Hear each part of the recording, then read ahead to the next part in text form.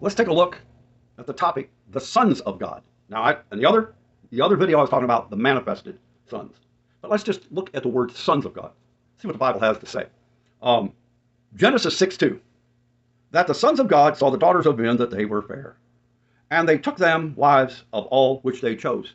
There were times, and if you look at this, that God said, this other tribe over here, man, they're into worshiping the wrong gods. I mean, they were into doing strange things that were fornication and stuff, and they were into child sacrifice or something crazy stuff. But he said, don't go over there and mix with them. Don't go over there and get involved with their women. Stay separate. God was trying to keep Israel separate, you see. And some people try to say the sons of God were angels. I don't believe that, because Jesus is the Son of God. He's God manifest in the flesh. Jesus is not an angel. He's God manifest in the flesh. He came as a person. He was totally a person. Now, we are the sons of God. He's the Son of God. We are the sons of God. Adam was a son of God. What's the difference? Well, Adam was made in the image of God. God said, let's make man in our image. Okay? Now, if you study angels, angels are not made in the image of God. They're created beings. They're a whole nother thing. They are not made in the image of God. We are. Okay? That's why God walked with Adam in the garden, you see. And he was his son. Okay? Now, these people that tell you they were angels and mixed, they were fallen angels and mixed with women, there's a problem. Just look at the text. Genesis 6:4. And there were giants in the earth in those days. Okay, we're talking about a time period, and there's giants. Now, they try to say that's because angels mixed with people. There's a whole problem with that. It can be that they were disease-ridden people, because Satan puts diseases on people. That's in the Bible. The idea of angels reproducing with women is not in the Bible. But it talks about spirits of infirmity. And I do believe Goliath had a demonic spirit of infirmity. That's what made him big. That's what made him evil. Okay, so let's look at the text really close. There were in the earth in those days. Okay, giants. Okay, so we got those days, and there's giants there. Now watch what it says next. But also after that. Now here's the days. We've got that compartmentalized. But after those days, okay, when the sons of God came in unto the daughters of men, they bare them children to them, the same being mighty men, which were of old, men of renown. Now, that's after those days. So the giants are already here. The sons of God came into these daughters of men, which were disobedient people. But they went ahead and had children with them. And some of them became mighty men, which were of old, the men of renown. It doesn't say that they became evil monsters. It said they became mighty men of renown. Renown means that, they got a big reputation. But it says this happened after that. Look at the text. After that. Okay. So we're looking at men. It says mighty men. It doesn't say mighty half-breeds between angels and men. It's not there. The giants were already here before the sons of God came to the daughters of men. It's right in the text. Read it. And Job, the sons of God came to present themselves before the Lord, and Satan come too. Job had some friends that kept ridiculing him. There were other men around there that were God's people, the sons of God. And you see, you got to understand that Jesus is God manifest in the flesh. We can have God manifest in our flesh. And this is not angels. So when it says in Romans 8:14, for as many as are led by the Spirit of God, they are the sons of God. Now this is how you become a manifested son of God, when it manifests in you, when the Spirit comes into you. You're led by the Spirit, and the Spirit does the work in you, and you by faith receive it and ask for it and want it, and then you have the power of God, and you become manifested and a son of God. And it says in Romans 8:19, for the earnest expectation of the creation waits for the manifestation of the sons of God. We are watching it happen on earth now. We don't know where they're all at, but as it becomes as the days of Lot, that's a sure sign we're at the end. Iniquity is abounding. And terrible things are coming, and there's going to be a big judgment against the majority of the church that are not overcoming. They're unfaithful. And the whole creation is travailing, okay? They're in the earnest expectation of the creature, waits for the manifestation.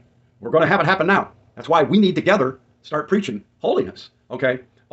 In Philippians 2:15, what's it say? It's talking about the overcomers, talking about the manifestation, that they may be blameless, harmless, the sons of God, without rebuke, okay? That means they don't have any sin going on in their life. They are without question. They're not hypocrites. In the midst of a crooked and perverse nation, among whom you shall shine as the lights of the world. You want to know who the nation is? It's not the nation of Israel. When you have the nation of Israel here, Outside of the nation of Israel is something else called the Gentiles, and that's called the nations. So you got two nations, nation of Israel, and every time that it speaks about Israel's nation, it says Israel. If it just says nation, it's talking about Gentiles. So the sons of God are going to be harmless, blameless, and without rebuke in the midst of a crooked and perverse nation, which is the unbelieving Gentile church. And you will shine as lights in the world. Man, that's something. 1 John 3:1, behold, what manner of love the Father has bestowed upon us, that we should be called. That's you and me, the sons of God. And the world knoweth us not, because it knew him not. Jesus said, they confess me with their lips, but their hearts are far from me. Because they don't have a love for the truth, the false church. He said, I'll send them a delusion. They will believe a lie and be damned for it. You see, they have given heed to seducing spirits and doctrines of devils. They are tossed with every wind of doctrine. Okay? They're unstable. But the sons of God are blameless and without rebuke among a crooked nation. 1 John, okay, 3:2. Behold, now are we the sons of God, and it doeth not yet appear what we shall be. But we know that when he shall appear, we shall be like him, for we shall see him as he is. If you want to know what it means to be raptured, then the word rapture ain't in the Bible. But it does say they will be caught up. Jesus said, if you repent, I will let you eat of the tree of life. But if you don't repent, I'll cast you into tribulation. That's part of Revelation chapter 2 and 3. There's a whole bunch of these warnings in there to the church. You see? But the manifested sons of God will come out of the nations, out of the church of the Gentiles. And the Jews are doing their thing, and they're going to get theirs, and they will wake up. I 100% support Israel, because they are God's chosen people, and the veil will be lifted from their eyes, and they are going to worship Jesus, and we're all going to have a party, and it's going to be a good time together, and there's going to be a lot of love there. But I'll tell you something. When you look at these churches that are swimming in unbelief, do they appear to be like Jesus? No. No. No, they don't. And do the sons of God? Yes. They manifest, just like Jesus manifested in the flesh. God manifests in the flesh of the sons of God because their body is the temple of God. And they appear like Jesus. He said, you're going to know me. When you see me, you will be like me. You see, we shall be like him, for we shall see him as he is. Now, when people tell you you can't sin, you can't stop sinning, whose power is it that keeps you sinning? That's not Jesus. It's the power of the enemy. But Jesus gives us power over the enemy because we are the sons of God. We are made as babies in the image of God. Oh, the Jews had that right. That little baby is innocent. It's the closest thing to God. And the devils want to hurt them because of their innocence. And then when the little child grows, his brain develops, and at some point he becomes accountable for what he does. Then every person has sinned. Temptation is too great. Okay? But when the Catholics come along with the Gnostic dualistic teachings, they said, no, no, no, no. Babies are born sinful. They've inherited the sin from Adam. That's not true.